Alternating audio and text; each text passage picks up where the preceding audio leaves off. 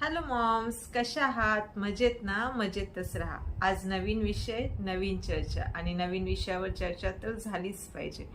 आज आपण थोडं सायकोलॉजिकली बोलणार आहोत आणि काही थेरपीज बघणार आहोत. तर त्याच्यातली एक थेरपी म्हणजे REBT, rational emotive behaviour therapy.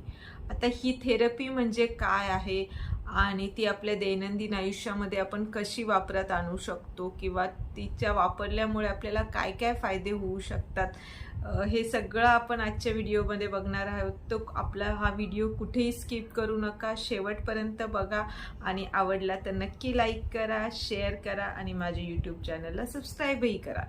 So REBT म्हणजे काय आणि ही आपण कुठे कुठे वापरू शकतो? तर REBT म्हणजे रॅशनल इमोटिव्ह बिहेवियर थेरपी आणि ही थेरपी आपण आपले बिलीफ चेंज करायला वापरू शकतो.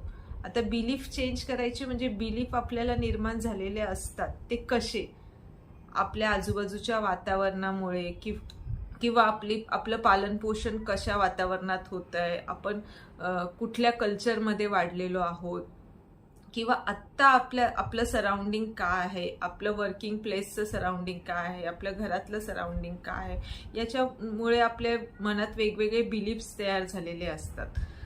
आणि वुमन्सच्या मनात ते जास्त, म्हणजे बायकांच्या मनात बिलीफ्स वेगवेगळे तयार होत असतात आणि ते मोडतही असतात. पण चांगले बिलीफ्स तयार होणं हीच खूप चांगली गोष्ट आहे, त्याच्यामुळे बायांची प्रगतीच होते.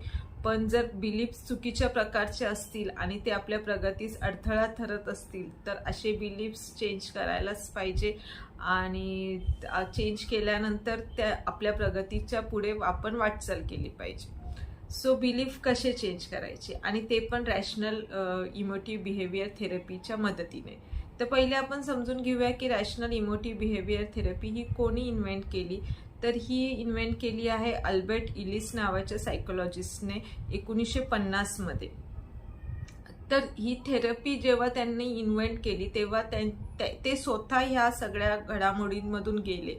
त्यांचे बिलीफ्स काहीतरी वेगळे होते, त्याच्यामुळे त्यांना खूप त्रास होत होता त्या बिलीफ्सचा, की म्हणजे त्यांना असं वाटायचं की मी काहीच करू शकत नाही आयुष्यामध्ये. आणि त्यांच्यावर तशी परिस्थिती पण आली होती की ते फिजिकली काही करू शकत नव्हते पण ते मेंटली भरपूर काहीतरी करू शकत होते. तर त्यांनी त्यांचे बिलीफ चेंज केले आणि मग त्यांनी आयुष्यात प्रगती करायला सुरुवात केली आणि ह्या थेरीचा इन्व्हेंट पण केला की आपले बिलीफ चेंज करून आपण आयुष्यामध्ये खूप मोठी पातळी गाठू शकतो आणि प्रगती आपली पुढे नेऊ शकतो. So rational emotive behaviour therapy काम कशी करते तर आपण हे उदाहरणासहित समजून घेऊया. आता एका ॲडिक्शन असलेल्या माणसाचंच उदाहरण घेऊया. समजा एखाद्या माणसाला स्मोकिंगचं खूप जास्त ॲडिक्शन आहे आणि तो स्मोकिंग सोडू शकत नाहीये. तर तेव्हा आणि त्याला सोडायची इच्छा आहे पण तो नाही सोडू शकत आहे, तेव्हा तो एखाद्या सायकोलॉजिस्टची मदत घेऊन ती सोडवू शकतो, काउन्सिलरची मदत घेऊन ते सोडवू शकतो. तर सायकोलॉजिस्ट काय करतात तर त्याला वारंवार क्वेश्चन विचारतात की तुला काय मिळतंय हे स्मोकिंग करून. तर तो सांगतो मला आनंद मिळतोय, छान वाटतंय, रिलॅक्स वाटतंय, मला टेन्शन फ्री वाटतं स्मोकिंग केल्यावर. हा झाला त्याचा बिलीफ. आता सायकोलॉजिस्टला हाच बिलीफ त्याचा चेंज करायचा आहे. सो सायकोलॉजिस्ट त्याला प्रश्न विचारत राहणार जोपर्यंत तो पूर्णपणे व्यवस्थित उत्तरं देत नाहीत, की एका वेळेला तो माणूस पण कंटाळेल की हा का मला सारखा सारखा तोच प्रश्न विचारतोय की का तुम्हाला स्मोकिंग करावीशी वाटते, का तुम्हाला स्मोकिंग करावीशी वाटते.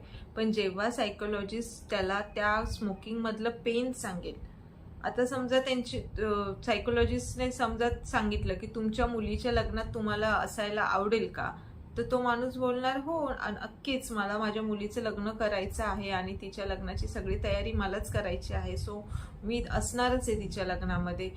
पण हा प्रश्न तुम्ही असा का विचारता आहे. तर सायकोलॉजिस्ट त्याला विचारणार की जर तुम्ही एवढी चेन स्मोकिंग करत असणार आणि तुमच्या तब्येतीची जर काळजीच घेत नसणार तर तुम्ही तुमच्या मुलीच्या लग्नापर्यंत जिवंत राहाल का. आणि हा पॉइंटच तिथे क्लिक होतो. जर मी एवढी स्मोकिंग केल्यानंतर मला काहीतरी शारीरिक आजार होऊन मी जर मुलीच्या लग्नापर्यंत जिवंतच राहणार नसेल तर मी ही स्मोकिंग का करावी. इथे त्या माणसाचा बिलीफ चेंज होतो आणि तो स्मोकिंग त्या क्षणी सोडतो, कारण की त्याची मुलगी त्याच्यासाठी खूप प्रिय असते आणि तिच्या लग्नात त्याला सगळं काही करायचं असतं, खूप ते जबाबदारी घ्यायची असते आणि लग्न अटेंडही करायचं असतं आणि तो लग्नात जिवंत राहायचं असतं मेन म्हणजे. तर ह्या पॉइंटने त्याची एक बिलीफ चेंज केलं जातं आणि त्याची ॲडिक्शन सोडवली जाते. सो हे झालं ॲडिक्शनच्या माणसाविषयी. ते आपण एक समजून घेतलं की बिलीफ चेंज केल्यावर कसं ॲडिक्शन पण बंद होऊ शकतं. तर असं बायकांच्या मनात आपल्याला खूप बिलीफ्स असतात, म्हणजे काही संशय पण असतात किंवा वेगवेगळ्या प्रकारचे बिलीफ्स असतात, किंवा कामाच्या ठिकाणी मला योग्य ती वागणूक मिळत नाहीये, मला इतर मेल एम्प्लॉईपेक्षा कमी पगार दिला जातोय, माझं प्रमोशन त्यामुळे थांबवलं जाते बिकॉज ऑफ मी वुमन आहे म्हणून. असे बिलीफ्स बायकांच्या मनात असतात, त्याच्यामुळे ते त्यांच्या प्रगतीत अडचणी निर्माण करतात. तर असे बिलीफ्स बायका ह्या थेरपीच्या मदतीने चेंज करू शकतात आणि सायकोलॉजिस्टची मदत घेऊन किंवा स्वतः बघितलं की नाही असं काही वातावरण नाहीये आणि असलं तरी त्याचा त्यांना काही फरक नाही पडला पाहिजे, त्यांनी त्यांची मेहनत केली पाहिजे, तर बायकांची प्रगती वर्किंग प्लेसमध्ये नक्की होणार. आणि तसंच हाऊसवाईफचं पण असतं किंवा वर्किंग वुमन जेव्हा घरी असतात तेव्हा पण त्यांच्या मनात काही बिलीफ्स असतात की सगळी कामं मलाच करावी लागतात, मुलांनाही मलाच सांभाळावं लागतंय आणि सगळ्या नातेवाईकांची जबाबदारी माझ्यावरच आहे, मग मी काम बघू का घर बघू, असे भरपूर बिलीफ्स त्यांच्या मनात तयार झालेले असतात.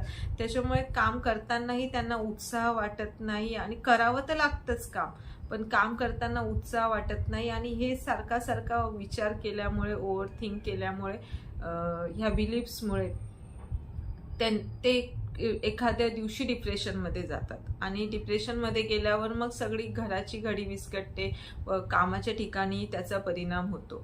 सो हे बिलीफ आधी निर्माण झाले कसे आहेत त्याचा आपण विचार करावा की बिलीफ कसे निर्माण झाले.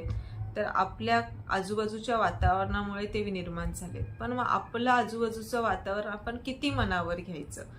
आणि जर झाले जरी असतील बिलीफ्स, तर आता आपल्याला कळलंय ना की आपल्या मनात हे बिलीफ्स आहेत की मला सगळं करावं लागतंय आणि माझ्या कामाच्या ठिकाणी मला योग्य ती वागणूक मिळत नाहीये, तर आपणच आपले हे बिलीफ्स चेंज करू शकतो. त्या निगेटिव्ह बिलीफ्सला आपण पॉझिटिव्ह बिलीफ्समध्ये चेंज करू शकतो आणि सुखी समाधानाने आयुष्य जगू शकतो. कारण की आपली टॅगलाईनच ती आहे ना, आयुष्य खूप सुंदर आहे आणि ते खूप छान रीतीने आणि समृद्ध जगलं पाहिजे. सो हे बिलीफ्स आपण रॅशनल इमोटिव्ह थेरपीच्या मदतीने चेंज करूया आणि सुखी आयुष्य जगूया. सो आज इतकंच. माझा व्हिडिओ आवडला तर नक्की लाईक करा, शेअर करा आणि सबस्क्राईब करा. धन्यवाद.